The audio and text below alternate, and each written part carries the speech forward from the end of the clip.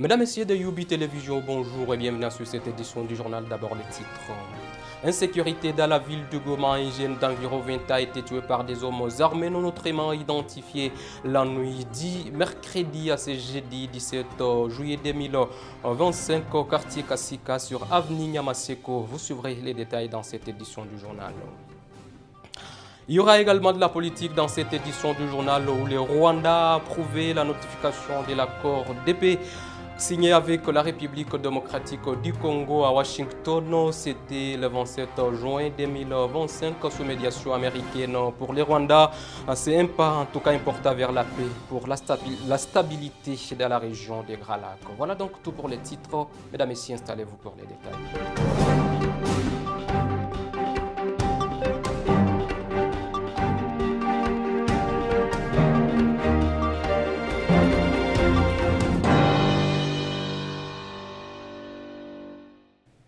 Mesdames, Messieurs de Youbi Télévision, bonjour et bienvenue sur cette édition du journal.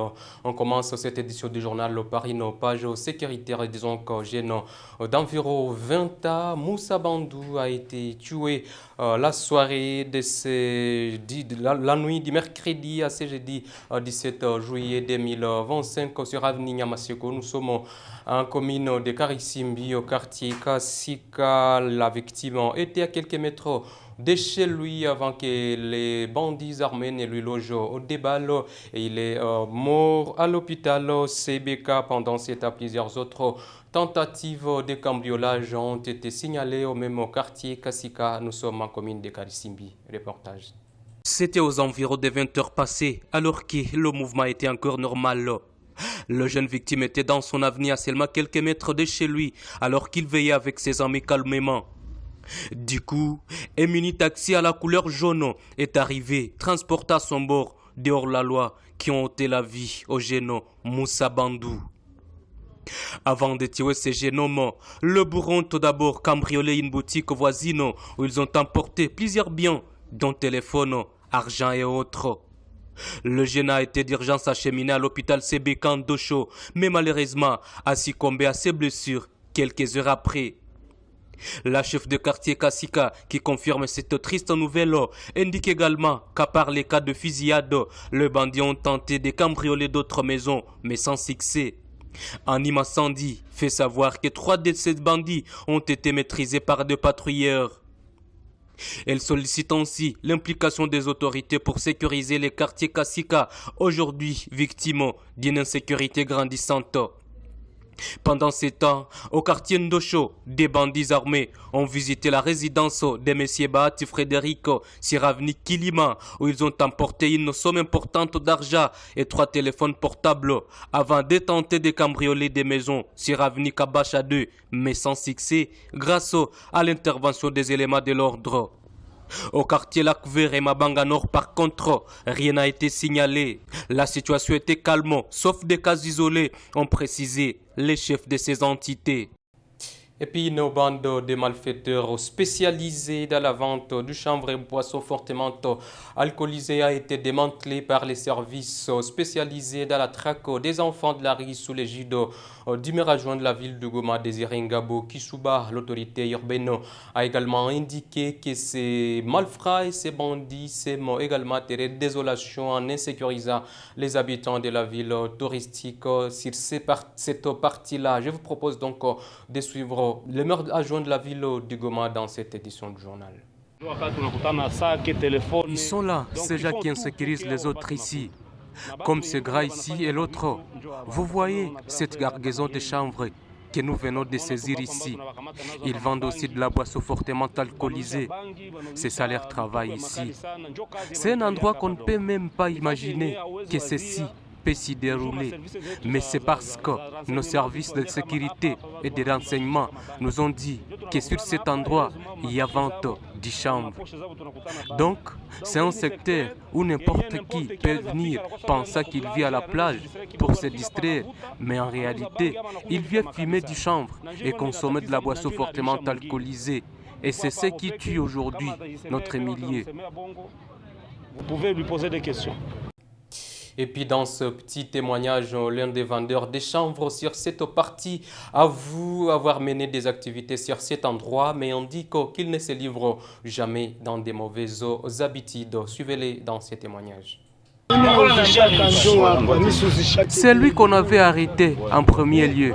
Moi, ma place, c'est ici. Mais lui a juré qu'il ne vend plus.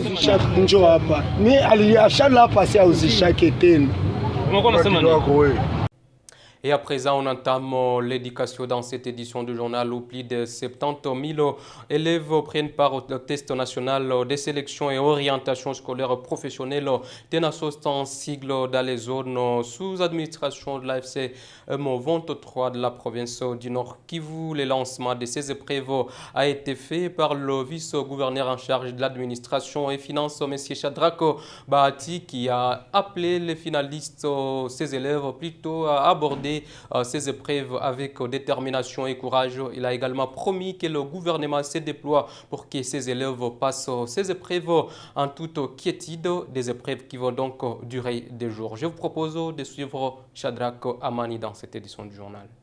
Pour cette édition, 70 990 élèves, dont 33 353 filles, soit 46%, sont attendus. Ces candidats sont répartis dans 211 centres de passation établis comme suit. 29 centres à Rutshuru, 23 à Nyiragongo, 54 à Goma, 104 à Masisi et Walikale et un centre à Kigali, Rwanda pour les enfants déplacés. Ce test national se déroulera sur 2 jours, soit du 17 au 18 juillet 2025, selon les calendriers suivants. Jour 1, 17 juillet, mathématiques et sciences. Jour 2, 18 juillet, langue et culture générale. À cette occasion solennelle, nous adressons un message particulier d'encouragement à tous les élèves finalistes. Chers enfants, nous vous souhaitons plein succès et une réussite méritée. Et en foi en vous-même, croyez en vos efforts personnels et en vos capacités. Ces tests constituent une étape essentielle dans votre parcours éducatif et nous sommes fiers de vous accompagner sur ces chemins. Nous exprimons également notre reconnaissance à tous les acteurs et partenaires du secteur éducatif, parents, enseignants, gestionnaires d'écoles, ONG, pour leur engagement indéfectible. Une mention spéciale s'adresse à l'UNICEF. Et toujours éducation dans cette édition du journal, mais cette fois-ci, ces sujets qui défraient la chronique en République démocratique du Congo autorisent donc les élèves filles enceintes de poursuivre avec les études dans tous les établissements République démocratique du Congo. Plusieurs personnalités s'opposent à cette pratique qui s'est rentrée de dépraver le mœurs en République démocratique du Congo. Pour les notables Alain Zenza de la ville de Goma, il est inacceptable que ces élèves continuent à étudier pendant qu'elles sont enceintes, de peur qu'elles ne viennent avec des mauvaises habitudes et contaminer les autres qui ne sont pas enceintes. Celui-ci pense que la ministre de l'Éducation ou de l'Enseignement en République démocratique du Congo devrait revoir cette mesure pour permettre ainsi la bonne éducation en République démocratique du Congo. Je vous propose de suivre le notable Alain Zenza dans ce journal. Nous l'avons tous appris qu'il y a une décision du ministère de l'Enseignement national allant dans le sens de pouvoir mélanger les filles mères ainsi que les filles qui n'ont jamais mis au monde. Alors, allez-y comprendre que nous nous sommes érigés contre cette décision. Pourquoi? Parce que nous sommes africains. Et étant africains, il y a des us et coutumes que nous sommes censés observer. Il y a des valeurs liées à nos origines africaines que nous devons observer et perpétuer. Alors, allez-y comprendre que c'est étonnant de voir que même dans les pays où certaines choses sont permises, dans l'homosexualité, et surtout les Européens, et je n'ai jamais vu une seule école où on admet les filles enceintes et les filles non enceintes. Alors, nous demandons à ce que la justice s'en saisisse de ces dossiers, afin que la ministre ou le secrétaire général, auteur de cette note circulaire, soit interpellé et qu'il revienne à sa décision. Parce qu'on ne peut pas mélanger, messieurs les journalistes, les fruits détruits et mettre ce fruit qui est déjà abîmé dans un panier de bons fruits. La finalité, c'est que même les bons fruits deviennent quoi? Mauvais. Donc, nous déconseillons l'application de cette note circulaire et nous demandons à ce qu'on revienne sur nos us et coutumes. Chose qui sera, comment dirais-je, privilégiée pour nos enfants. En dépit du fait que nous acceptons que nous sommes dans des zones à conflit. Et ça fait qu'il y a des filles qui involontairement ont été engrossées. Nous les reconnaissons, n'est-ce pas? Mais seulement, ceci ne donne pas le droit au ministre de pouvoir mélanger les filles qui n'ont pas mis au monde ainsi que les filles qui sont en train de mettre au monde.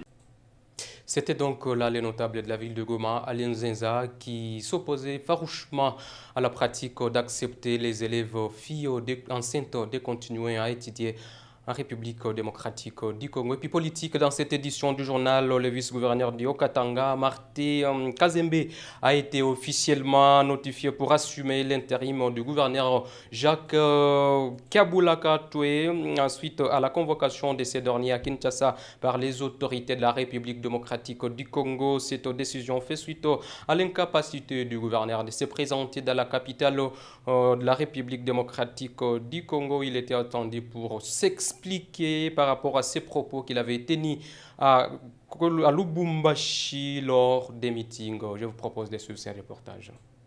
Le vice-gouverneur du Haut-Katanga, Martin Kazembe, a été officiellement notifié pour assumer l'intérim du gouverneur Jacques Kabula-Katwe suite à la convocation de ce dernier à Kinshasa par les autorités. Cette décision fait suite à l'incapacité du gouverneur à se rendre dans la capitale où il était attendu pour s'expliquer sur des déclarations controversées tenues lors d'un meeting à Lubumbashi.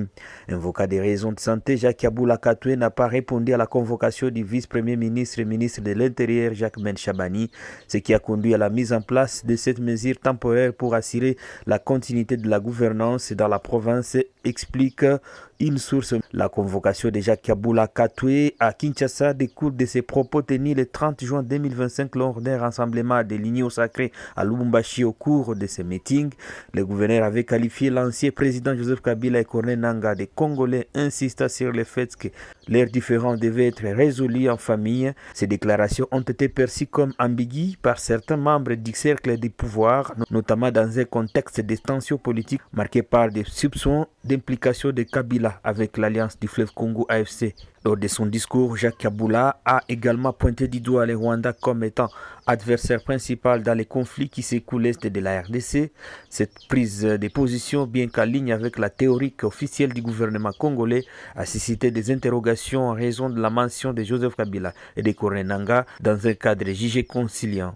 Un télégramme est en ordre, le gouverneur devrait s'y conformer rapidement. Il a choisi de se soustraire prétextant une maladie alors que ce n'est pas le cas, explique une autre source proche du dossier.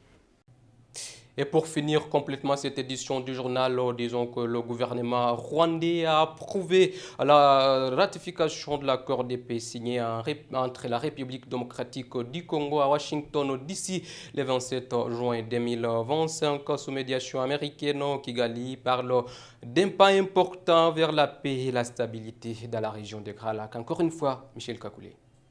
Le président rwandais Paul Kagame a présidé mercredi un conseil des ministres à Urugwiro, village, marqué par plusieurs décisions majeures dont la ratification officielle de l'accord de paix entre la RDC et le Rwanda signé le 27 juin dernier à Washington sous la médiation des États-Unis. Les communiqués du gouvernement rwandais indiquent que cet accord constitue une avancée significative vers la résolution des préoccupations sécuritaires de Kigali, le rétablissement de la paix dans la région des Grands Lacs et le renforcement de l'intégration économique régionale. Le Rwanda a réaffirmé son engagement à mettre en œuvre les dispositions de l'accord tout en saluant les efforts parallèles menés dans le cadre des pourparlers de Doha facilités par le Qatar avec l'appui de l'Union africaine. Le Conseil des ministres a également salué les progrès enregistrés dans le secteur minier, soulignant son rôle stratégique dans la transformation économique du pays, la production des investissements et les découvertes de minerais à forte valeur ajoutée sont en forte croissance et plusieurs licences d'exploitation, de carrières et d'exploration ont été approuvées. Kigali parle d'un pas important vers la paix et la stabilité dans la région des Grands Lacs. Il dit attendre la conclusion des pourparlers de Doha facilités par le Qatar avec le soutien de l'Union africaine. Dans sa communication, le Conseil des ministres dirigé par Paul Kagame déclare « Cet accord constitue une étape majeure dans la résolution des préoccupations sécuritaires du Rwanda, la restauration de la paix et de la stabilité dans la région des Grands Lacs, ainsi que la promotion de l'intégration économique régionale. » Pour rappel, le ministre qatari d'État aux Affaires intérieures, Cheikh Abdulaziz Mohamed, s'est entretenu séparément avec le ministre de l'Intérieur du Rwanda et de la République démocratique du Congo. Si vous ne l'avez pas encore constaté, allez-y comprendre que c'est la fin de cette édition du journal, mesdames et messieurs. Merci à vous tous de nous avoir regardés de partout. Retenez que l'actualité en continue sur toutes les plateformes de Yubi Media. Abonnez-vous pour ne rien rater. Au revoir.